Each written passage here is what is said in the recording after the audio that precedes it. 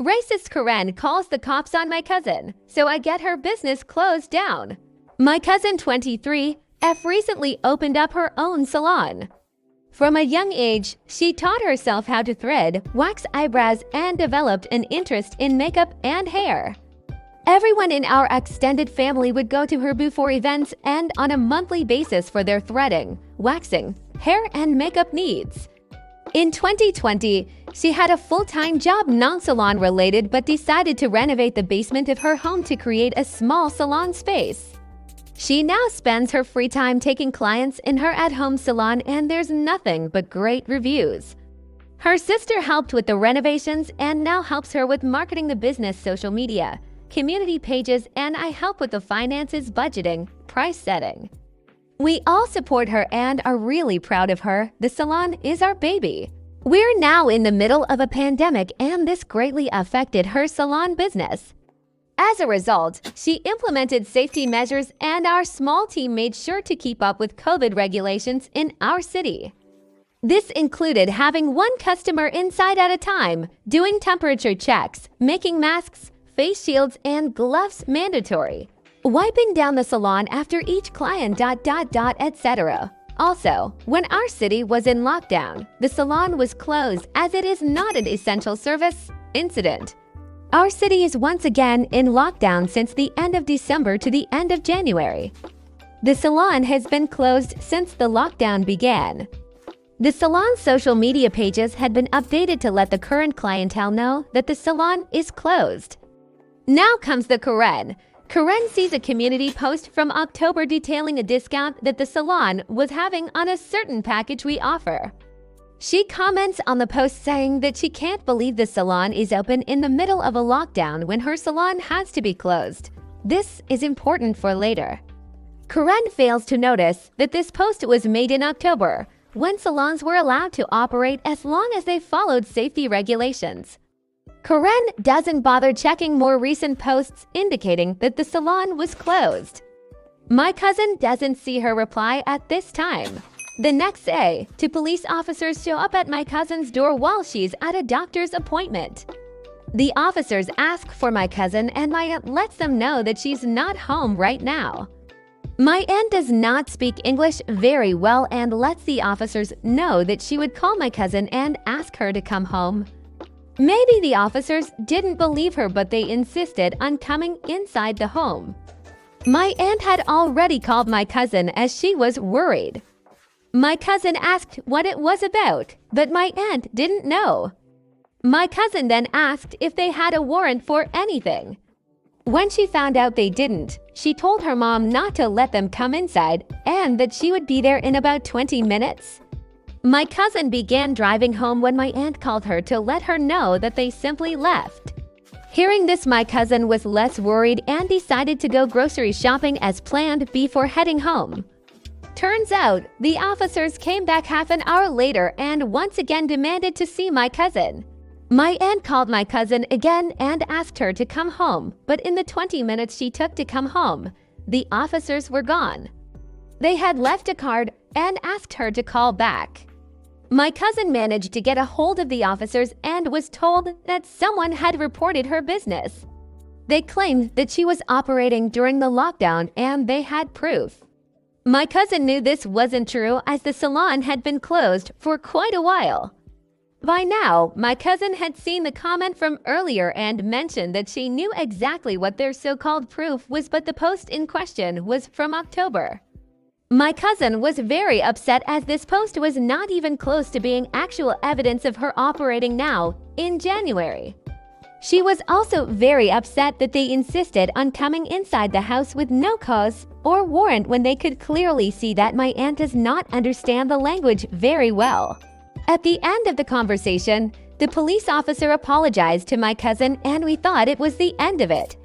You must be wondering how we know that Karen was the one who called the cops. Well, she told us. The next day, my cousin received a message she realized was from the woman who commented on the post. Karen decided to pretend like she's a customer. Karen, can I book an appointment? My cousin, hey love, we are currently closed due to the lockdown. Once the lockdown is over, we will be more than happy to book you in.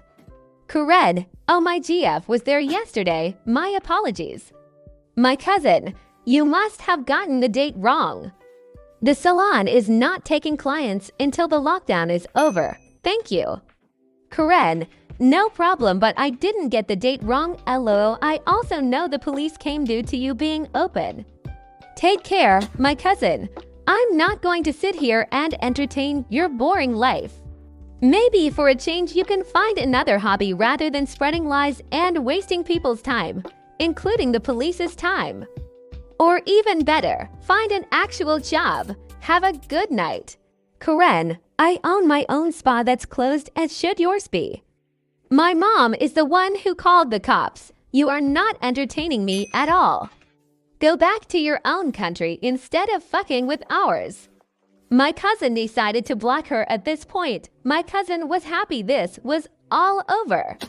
Her sister and I were still outraged at the racist comment and how someone could make up lies about a small business that led to the cops terrifying my aunt. When my cousin told me about Karen, the fact that she had her own spa really stood out. I did some digging. Revenge? Turns out Karen runs her own spa out of her house.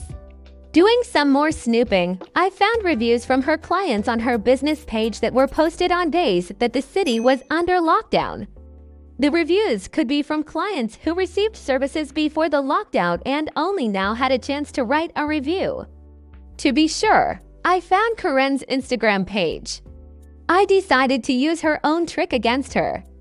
I created a new account with a generic name and followed her page so she couldn't see that I was related to my cousin. I then messaged her to ask about the prices for her services. Me, hey, I love your pics. I was wondering how much you charge. Karen, hey girl, thank you so much. What service are you after? Me, I'm really interested in the BB Glow facial. Karen, that's awesome. My biggest seller for sure. Normally, it's $125, but it's on BOGO, so you pay for one session and get two. Me, that's such a great deal compared to others. When is your next available date, Karen? Where are you located? I can't have people come to me in lockdown, but I travel to my clients. Karen was not operating from her home location due to lockdown restrictions, but was traveling to her clients' homes, which is still against regulations. I then made up a lie about my home not having adequate space and asked for her address so we could meet up at my friend's place somewhere between her and I's locations. She foolishly told me her address. During this time, I also tried joining other community groups that she was a part of. In one particular group, people in the community were promoting their small businesses. She had recently made a post about discounts on her services for the month of January. I immediately went online and submitted a report about her business still operating, including screenshots, her address, full name, etc. A few days passed by and I had forgotten to check up on it as I was busy with life again. I saw the incident report number on a sticky note I had on my desk and decided to check in. Apparently, this was not Karen's first offense. Karen had already been fined $750 for having a client in her home during the first lockdown in my city.